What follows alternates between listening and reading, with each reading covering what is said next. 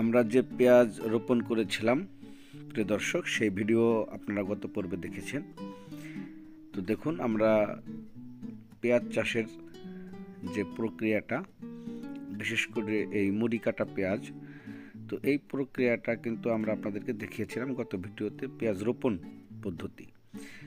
আর দেখুন, এখন কিন্তু সেই পেঁয়াজগুলি কত বড় হয়েছে। পেঁয়াজের গাছগুলি খুব সতেজ এবং সাবলীলভাবে বেড়ে উঠছে। প্রিয় দর্শক, আসসালামু আলাইকুম। ডিআর এগ্রোর পক্ষ থেকে সকলকে শুভেচ্ছা।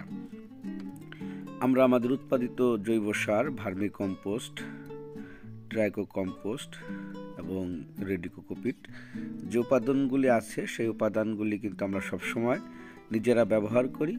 তারপরে কিন্তু আমরা মার্কেটিং করি বা আপনাদেরকে কিনতে বলি যে আপনারাও ব্যবহার করুন। তো দর্শক দেখুন, যে আপনাদেরকে আমরা তো দেখিয়েছি আগের ভিডিওতে আমরা কিভাবে এই জমিতে আমাদের জৈব সার প্রয়োগ করেছি, তারপরে পেঁয়াজ রোপণ করেছি এবং সেই পেঁয়াজের ফলাফল আপনারা নিজ চোখেই দেখতে পাবেন। দেখুন, এই যে পেঁয়াজের যে অংশটা ফুল আসে, এটা হচ্ছে সেটা। এটা কিন্তু অনেক সময় বাজারে কিনতে পাওয়া যায় যখন পেঁয়াজ থেকে ভেঙে সংগ্রহ করা হয়।